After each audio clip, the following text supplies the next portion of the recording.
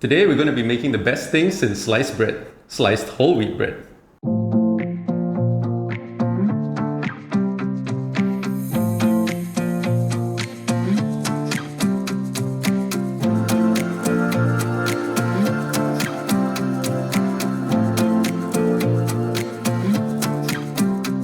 Welcome back to the channel, everyone. So good to see you here again. My name is Benji. I'm Michelle.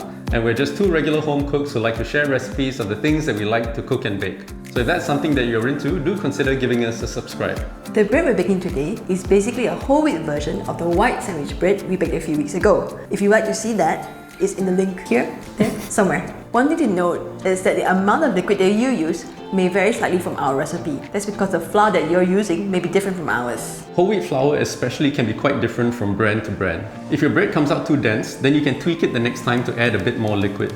Or if your dough was just too wet to work with, then next time just reduce the liquid a little bit. It may take a couple of tries for you to get the right consistency, so don't be discouraged. That's just how bread making is. Anyway, that's enough of that. Let's jump into it. These are the ingredients we're going to be using today. As usual, we've also put this list in the video description below, along with the steps that you need to take to make the bread. So the first step is to mix all the ingredients together and let the dough autolyse. We'll get to what an autolyse is a little bit later, but for now, we need to activate the yeast. In a mug, we're going to mix together the warm water, milk and honey. Ideally, this should be between 30 and 40 degrees Celsius. If you don't have a thermometer, try and estimate this using your body temperature. Now mix in the yeast and set it aside for 5 to 10 minutes to allow it to activate. In a large bowl, mix all the dry ingredients together. This includes the bread flour, whole wheat flour, sunflower seeds, oats, salt, and sesame seeds. While all this is happening, the yeast will be having an absolute feast and everything should get mighty frothy.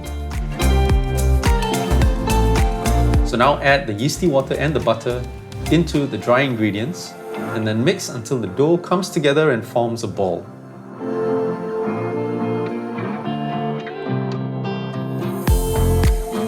Then we're going to cover this and let it rest for an hour. This is the autolyse process.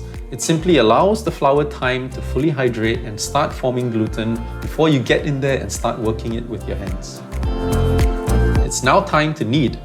Pour the dough out onto a clean surface and knead the dough with your hands for roughly 8 to 10 minutes. Kneading helps the dough to develop gluten, which gives the bread structure and a nice crumb. You can really throw your weight into it, but try not to press so hard that you tear the dough. This just breaks the gluten strands and that's not what we want. If you have a stand mixer, you could use the dough hook attachment for this, but then you can't get cool time-lapse footage like this. So where's the fun in that? If you feel the dough start to get really tight, cover it for 10 minutes to let it rest and relax. At this point, your dough should feel stronger and smoother, so it's time to check for the gluten window. Cut off a portion of it and slowly stretch it out between your fingers. It should stretch out and show a thin window pane effect. Something like this.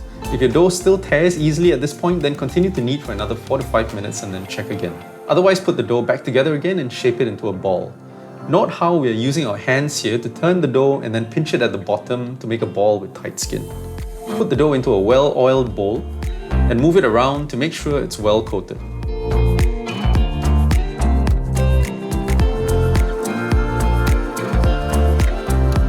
Now cover the bowl and then put it into the fridge for 12 to 36 hours to let it continue to bulk ferment.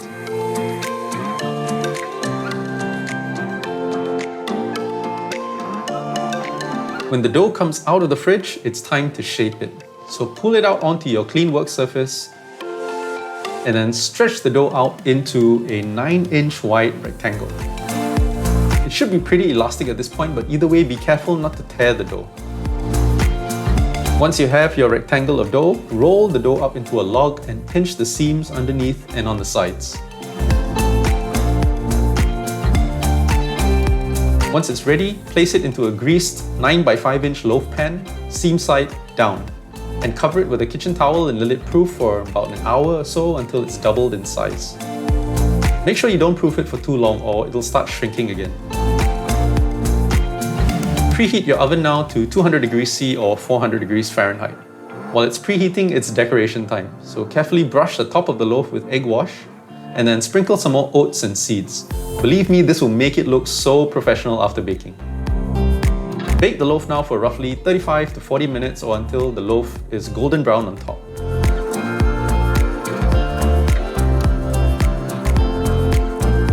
When it's done, let it cool in the pan for 10 minutes and then remove the loaf and place it onto a wire rack to finish cooling for at least an hour.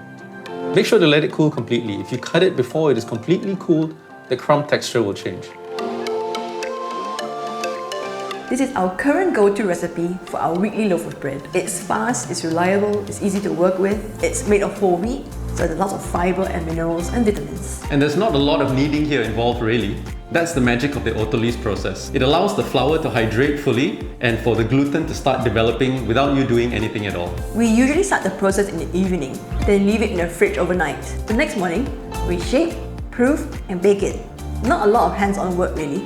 That longer bulk fermentation gives it more time to develop flavour, and because it's happening at a lower temperature in the fridge, it's much harder to overproof it. And if you live in a warmer climate like we do here in Malaysia, overproofing is a great possibility. We hope you guys try this recipe out, and if you do, please leave us a comment. And if you enjoyed this video, please give us a like and a subscribe, it really does help us out. That's all for today. As usual, stay safe and we'll see you in the next one. Bye!